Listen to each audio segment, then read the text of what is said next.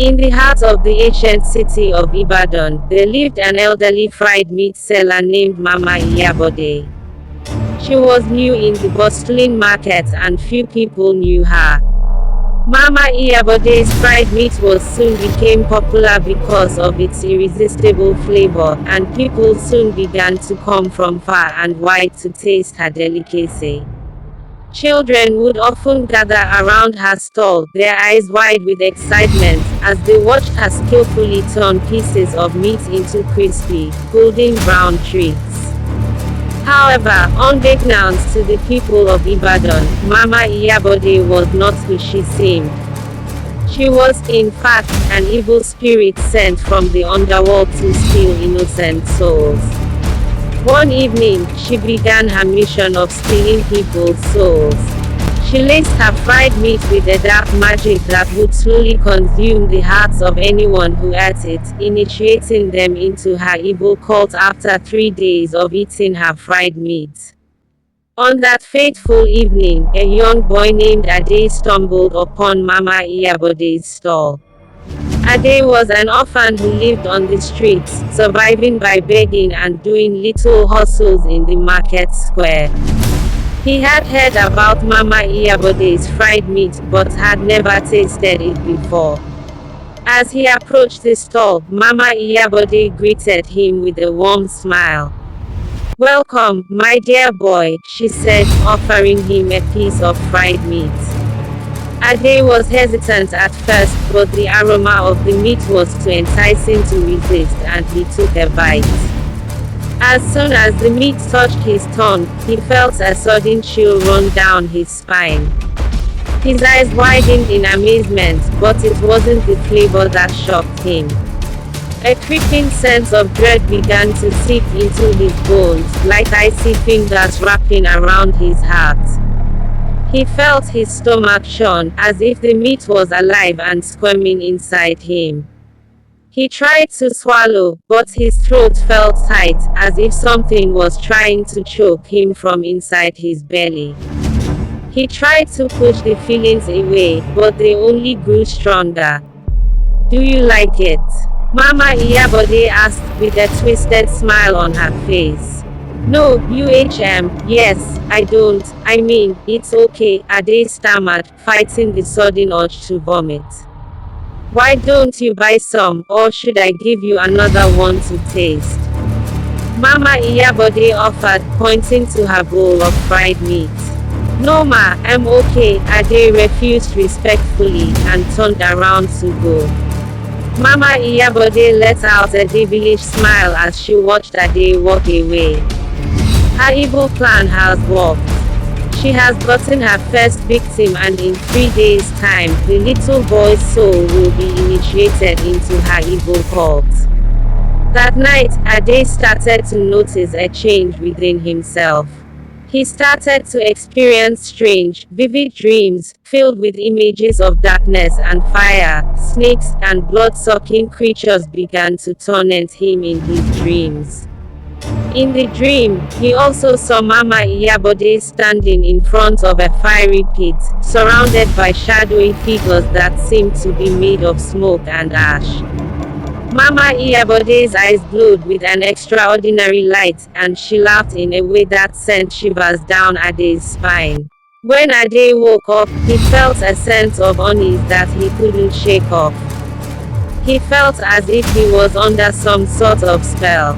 He realized that there was something evil about the fried meat seller, and that something terrible will happen to him if he didn't do anything about it. Determined to break free from Mama Iyabode's grasp, Ade turned to the wise and powerful Babalawo, a respected spiritual leader in the community. Babalawo listened to Ade's story, his eyes narrowing as he nodded thoughtfully. "I know what is going on," Babalawo said, his voice low and thoughtful. "The old meat seller is a servant of the dark gods, sent to our community to steal innocent souls into their evil cult. You have only 2 days left and your soul will be gone forever.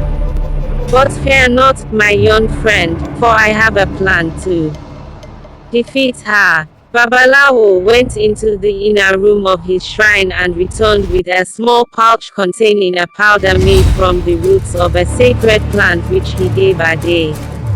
This powder will heal your soul you from the witch's magic and destroy her forever, but you have to spray it on her as soon as the moon rises tonight, he explained. But you must be careful, for she will stop at nothing to claim your soul.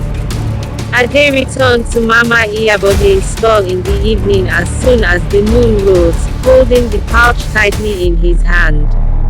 As he approached, Mama Iyabode looked up at him with a sly smile. "Welcome back, my dear boy," she said, offering him a piece of fried meat. Ade once again felt the irresistible desire to eat the meat. He took the meat and was about to take a bite when he remembered the warning of the Babalawo. Instead of eating it, he threw it away and reached for the pouch. Mama Iyabode's eyes widened in rage as she realized what Ade was about to do. Ade had barely opened the pouch when he heard the old woman let out a loud scream, and her body began to transform into a scary demonic creature. The pouch fell from Ade's hand and Ade ran for his life, pursued by the demonic Mama Iyabode. Everyone in the market also ran for their lives as the creatures roared echoing through the market square. Ade accidentally kicked a stone on the floor and fell. His head slammed into the hard floor and he passed out. Ade woke up in a dark room. He tried to sit up, but a sharp pain shot through his head, forcing him back onto the cold, wet floor. As his eyes adjusted to the darkness, he saw that he was in a small, dark shrine. The shrine was filled with strange and terrifying objects. There were skulls and bones, arranged in strange patterns on the walls. The skulls seemed to look at him, their empty eye sockets glaring in the darkness. Suddenly, a figure emerged from the shadows. It was an old woman, Mama Iyabode, her face twisted with age and malice. She was dressed in tattered robes, and her eyes gleamed with a wicked light. "Welcome, Ade," she croaked, her voice like a rusty gate. "I have been waiting for you." Ade tried to scream, but his voice was frozen in his throat. Mama Iyabode began to chant, and moved closer to Ade, her eyes fixed on him with an unspeakable hunger. "How dare you, you homeless, worthless, shameless orphan," she shouted suddenly. "How dare you report me to the village Babalawo? You want to ruin my mission, but I'm going to kill you. There's no need to initiate you anymore." She reached into her robes and pulled out a small, writing creature. It was a cobra. The old woman pressed the snake against Ade's chest, and he felt its cold, scaly body writing against his skin. He tried to push it away, but he couldn't. The cobra was just about to bite him when Babalawo appeared out of nowhere, his eyes blazing with spiritual power. He raised his hands, and a blast of spiritual energy struck Mama Iyabode, sending her tumbling to the ground. As Mama Iyabode struggled to get back to her feet, Babalawo began to chant in a language that Ade couldn't understand. He then brought out the pouch he had given to Ade earlier that day and sprayed the powder on Mama Iyabode. The old woman let out a deafening scream before disappearing.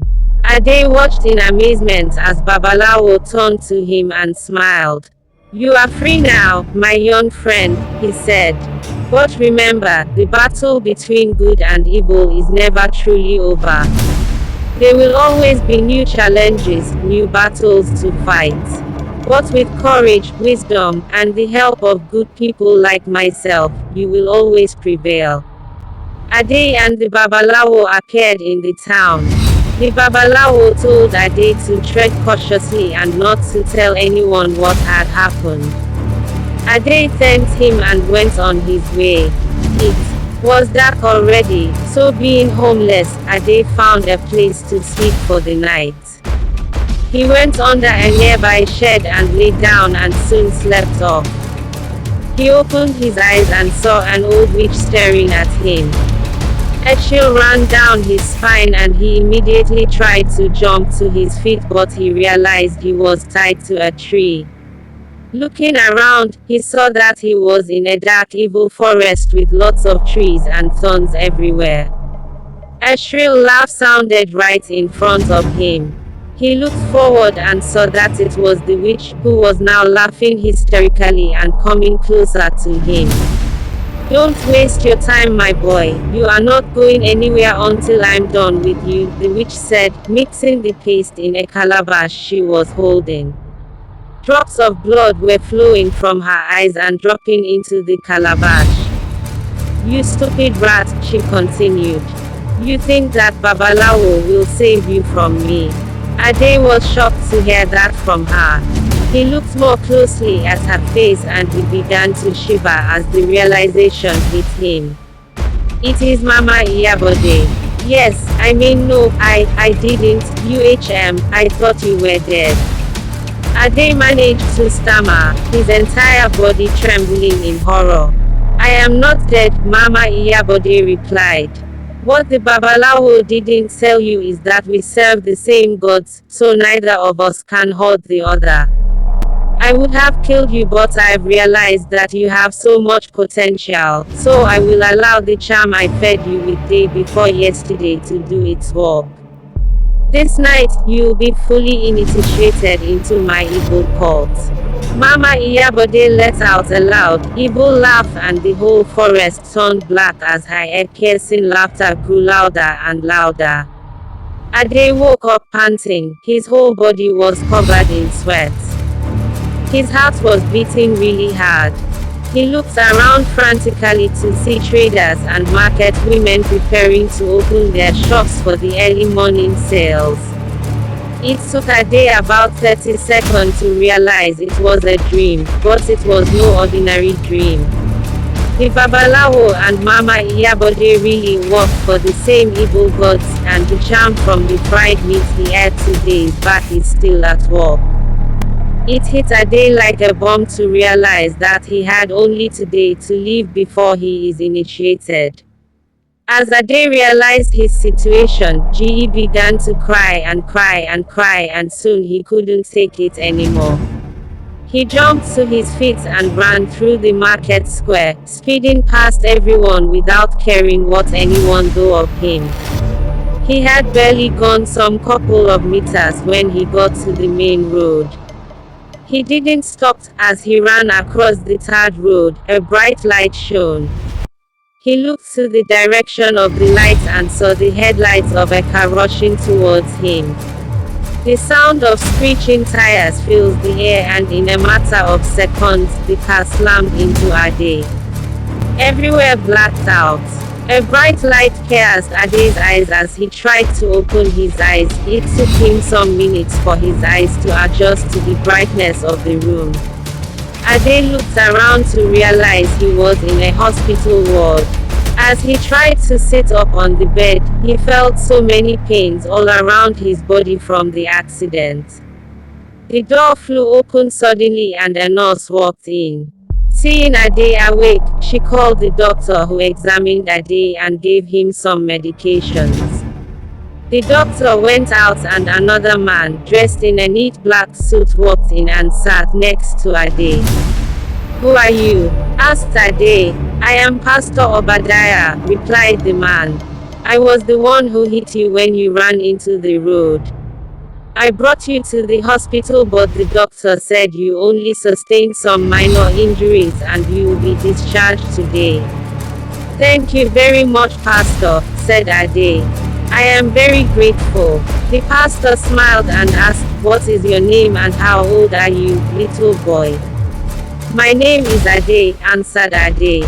"I am a 12-year-old orphan, and I have been living in the streets since I lost my parents as a child." The doctor walked in and gave Ade a few prescriptions and left. Pastor Obadiah returned his attention back to Ade. "So tell me, Ade, why were you running across the main road this morning?" With tears in his eyes, Ade narrated the entire story to the pastor, how he had eaten fried meat from the meat seller and how he had sought help from the village babalawo, and how the old woman has been tormenting him for the past 3 days. I only have till evening to leave, Pastor, Ade cried out in tears. I have only a few hours left before my soul is initiated into her evil cult. My life is over, Pastor. Tears flowed freely from Ade's eyes as he cried endlessly. No, my son, replied the pastor. Nothing is too big for the Lord. The Almighty can save you from your predicament. By the blood of Jesus, you will be set free. Dry up your tears, we are going to the altar and I will pray for you and deliver you from the wicked spirits. That afternoon, the doctor discharged Ade and Pastor Obadiah took him in his car, but as they were driving to the church, a violent thunderstorm broke out suddenly and out of nowhere, a huge lightning struck the vehicle and everywhere went black. Ade's eyes opened and he saw himself hanging upside down in a dark, smelling room. He was tied to the ceiling where so many cobwebs hung. He managed to look around and saw so many skulls and skeletons and blood stains all over the ground. A chill ran down his spine as he saw an old grandfather clock by the corner of the room. The time was 11:59 p.m., just a minute left before he will be initiated. As he pondered the short time he had to live before his soul is lost, the door flung open. Mama Iyabode in the form of a cobra slithered into the room, her body as thick as a tree trunk, scales glistening like black diamonds. Her eyes were burning, and her long tongue were darting in and out. The wall clock sounded. It was 12 o'clock. It's time to join the evil spirits, Ade, Mama Iyabode muttered through her snake teeth as she prepared to inject Ade with her venom. Suddenly, the wall of the shrine crumbled and a bright light shone inside. Pastor Obadiah appeared with a large Bible in his hand. Mama Iyabode's cobra form recoiled, hissing in agony as the light washed over her. By the power of the Almighty, I command you to flee. Pastor Obadiah thundered, his voice like a trumpet blast. The Bible's pages fluttered open, revealing passages that shone like swords of light. Mama Iyabode's form began to writhe and contort, as if the very words of scripture were piercing her like daggers. She let out a loud scream as Pastor Obadiah began to pray and speak in tongues. Mama Iyabode's form began to dissolve, her darkness dispelled by the radiant light of the Bible. Mama Iyabode tried one last attempt to strike Ade, but with a loud, triumphant cry, Pastor Obadiah declared, "You are cast out, unclean spirit. Trouble this child no more." And with that, Mama Iyabode melted into nothingness, banished by the power of the word. And with that, Ade's journey with Mama Iyabode came to an end, but the lessons he learned would stay with him forever. I hope you enjoyed this story. If so, kindly like and share with a friend.